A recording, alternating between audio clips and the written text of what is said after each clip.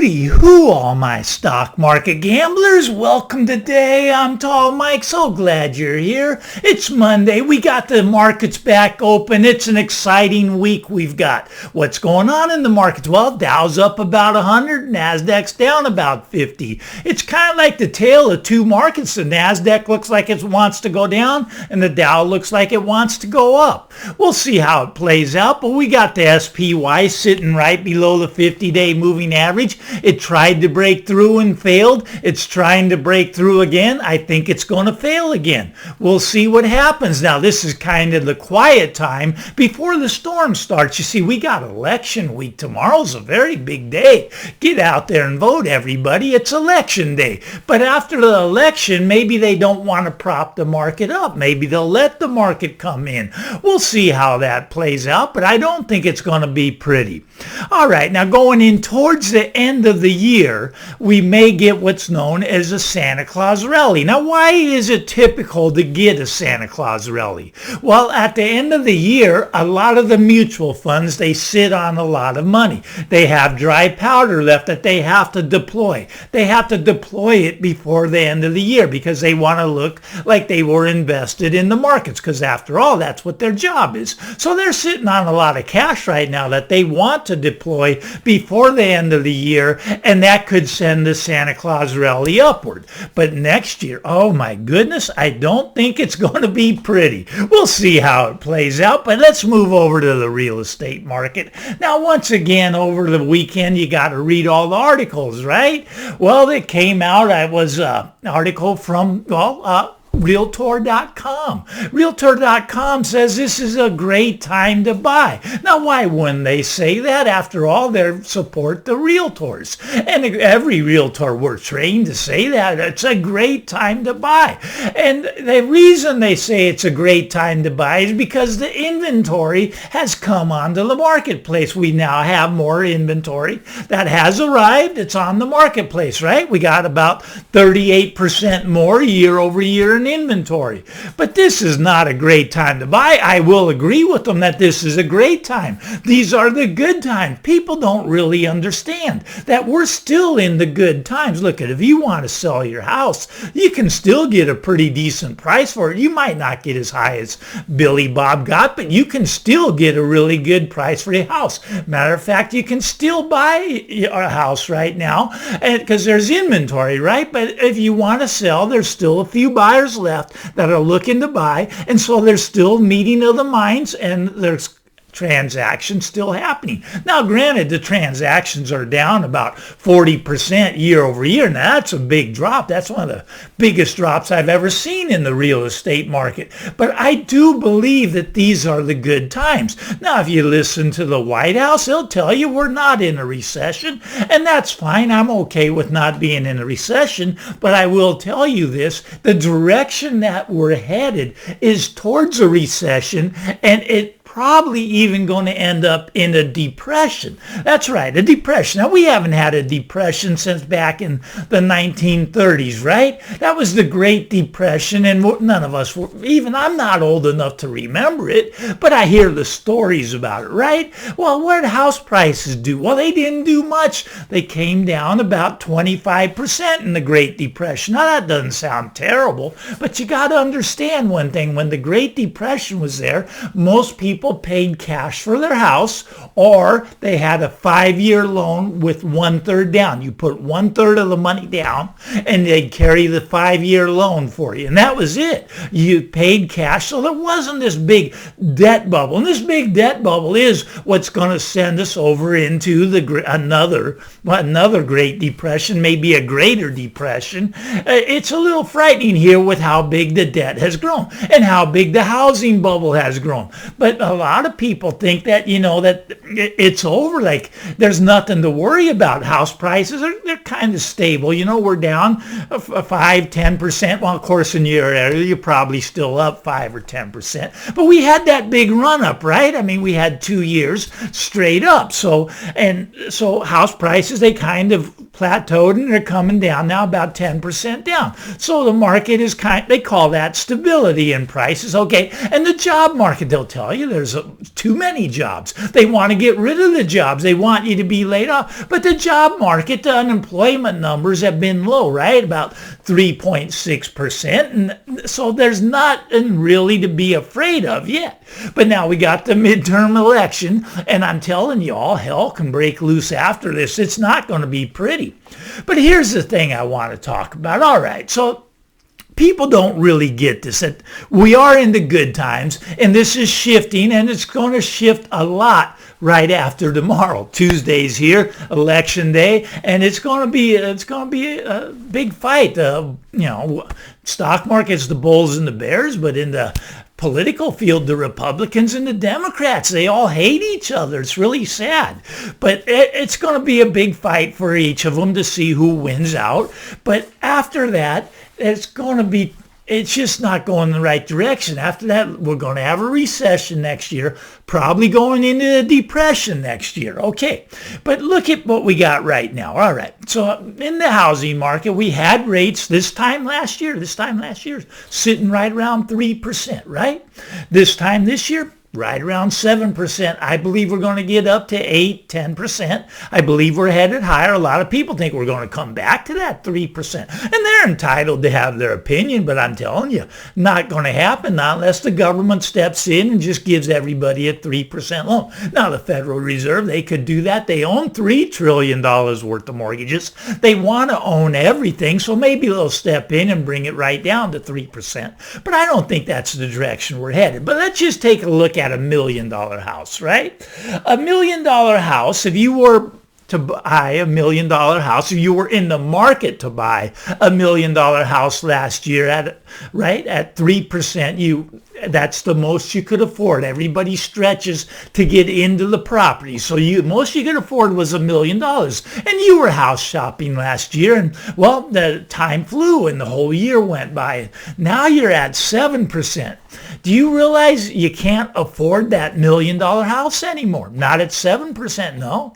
You can only afford a $650,000 house. Your purchasing power on the houses went down by 35% just in 1 year. The purchasing power, because people purchase houses with mortgages. So you were shopping for $1 million one. Now you're shopping for a $650,000 one. You see, real estate.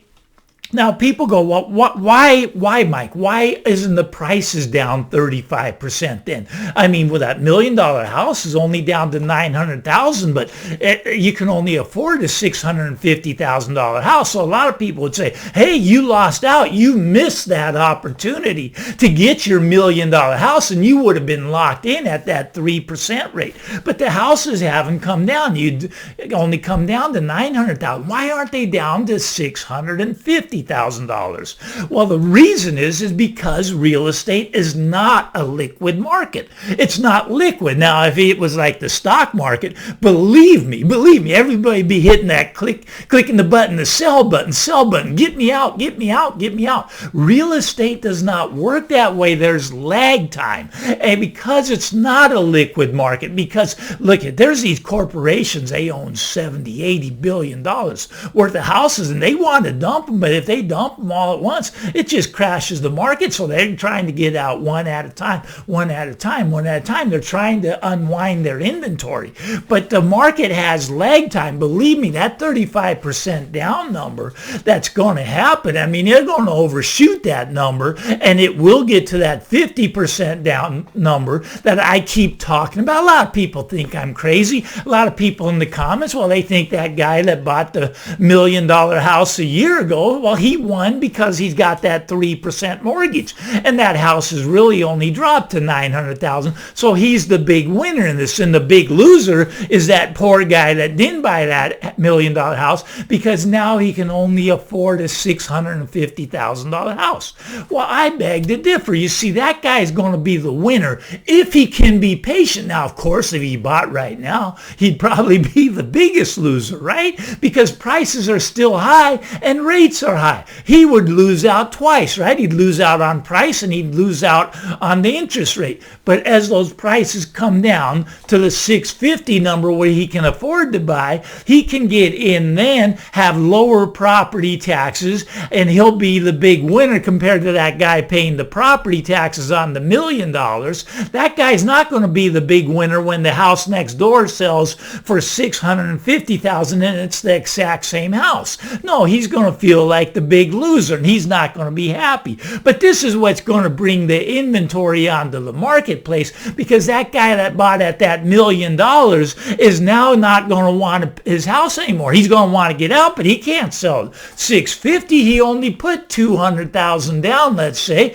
So if he sold at $650,000, well, he'd have to bring another $150,000 just to get out of his house. Well, what does he do? Well, he can't sell it. He doesn't want to continue paying on a house that's that far under the water. So obviously he gives it back to the bank, and it's now the bank's problem, right? And this is what's going to happen. This is called the lag time. The lag time in real estate, it takes a time for people to realize what's going on in the real estate market. They realize that the prices are coming down. Now, you see, nobody's worried yet, right? I mean, but a lot of people, they're already in trouble. Now, people my age that are getting ready for retirement, a lot of them don't even have $500 in the bank right now. They can't afford a flat tire on their car right now. But what do they own? Where's all their money? Well, it's sitting in their house. That's where their money is. And when they see those houses go from $1 million to $900 to $800 to $700 to $650,